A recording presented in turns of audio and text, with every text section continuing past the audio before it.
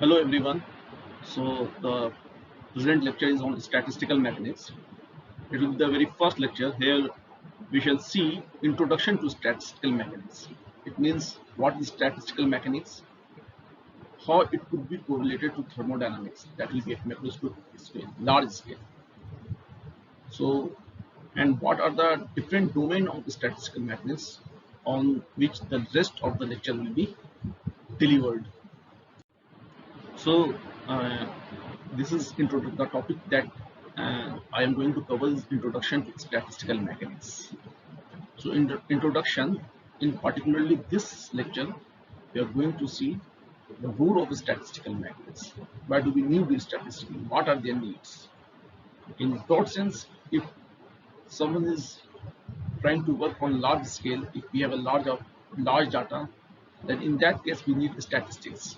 Similarly, here, since we are working on atomic and molecules in general, so statistics is needed here.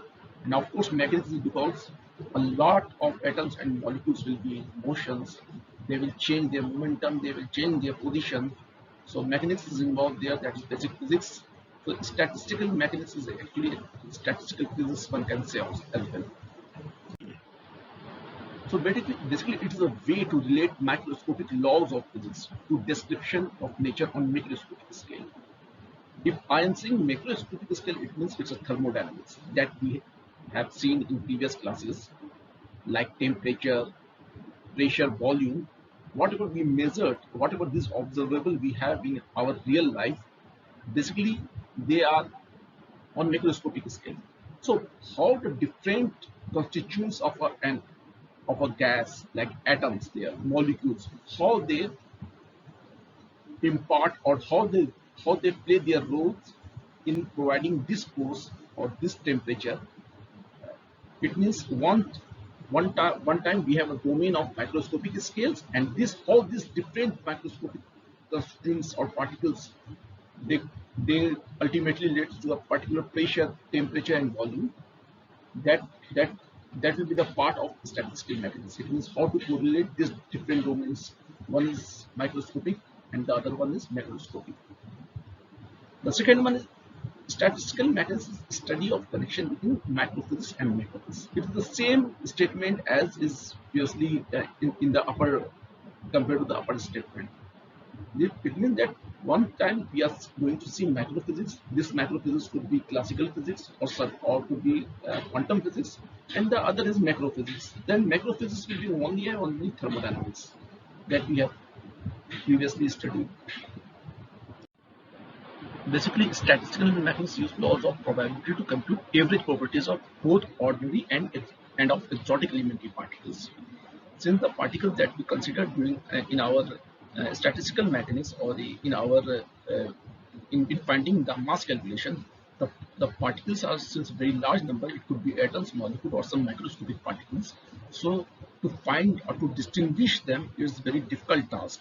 And in order to overcome this hurdle, generally we try to find out the properties of these large scale materials using statistical approach, and basically to find their future and to find their future and to get their past.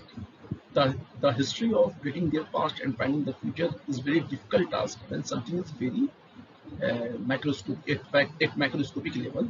So in order to overcome this, statistical mechanics is a very good tools. Basically, what we can see here that even 1 gram of any of the materials, or 1 gram of the molecules of any gases, it have 6 into 10 to the power 23 molecules. So since this is a very large number, so one can't one can never get the uh, exact behavior of all different atoms uh, because of dealing with such a large atoms or molecules is very tough task.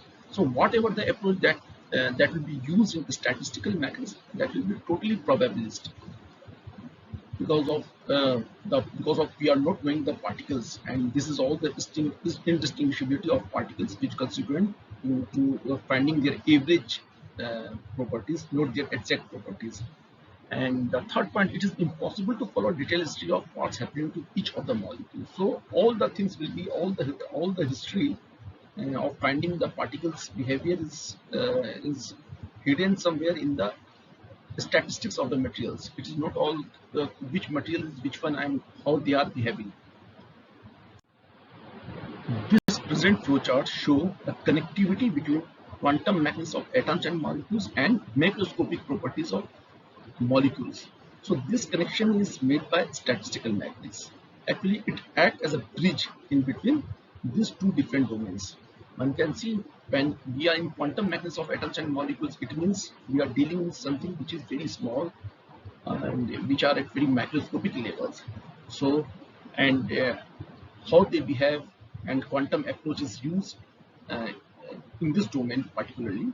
But at macroscopic level, we generally deal with thermal physics that we have studied in our previous classes, where pressure, volume, temperature, these variables are considered. But these pressure, volume, and temperature, these are actually being comprised of the pressure exerted by different atoms, different molecules, or the temperature of or the temperature that is contributed by different atoms or different molecules.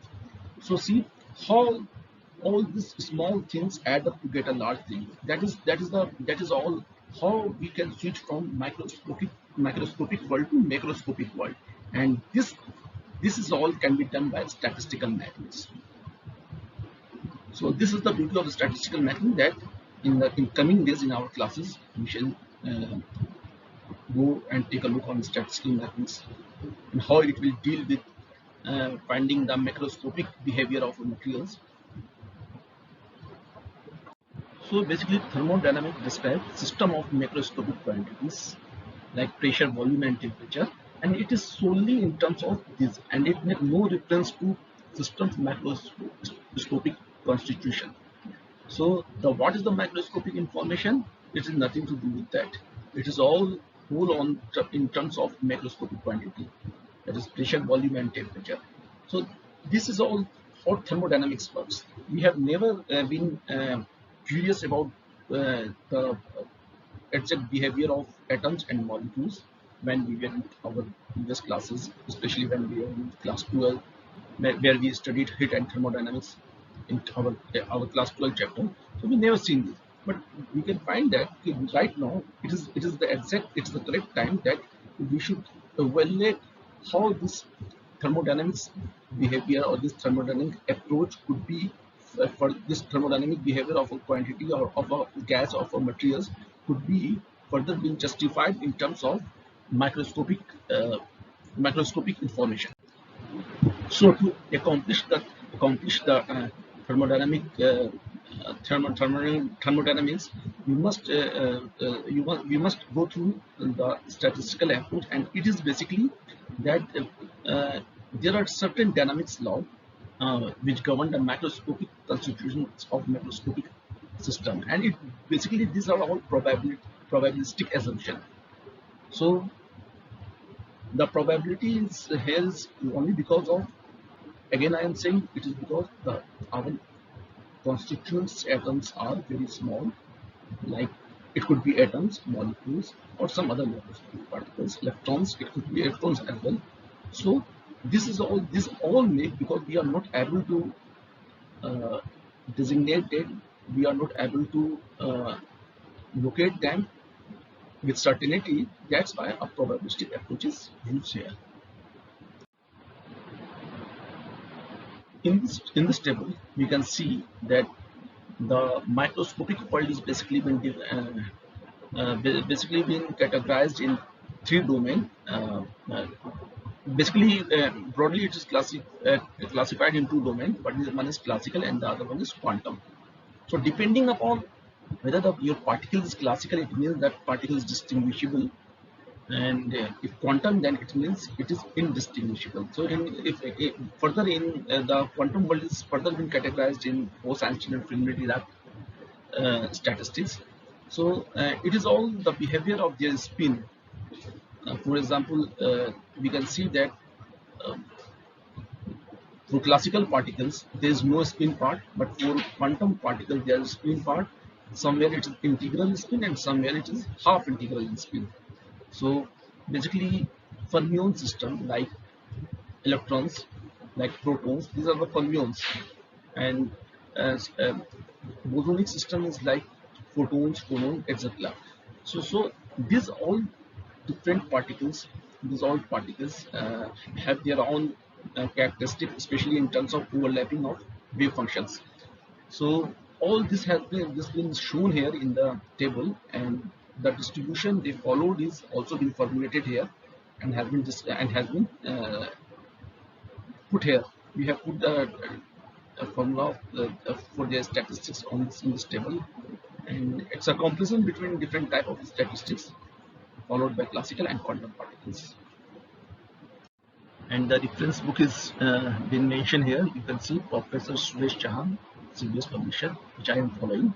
Apart, R.K. Patharia is also a very nice book. It could be for it is basically for research. For those who are interested in doing research, they can go through it, but it's a very time-taken process.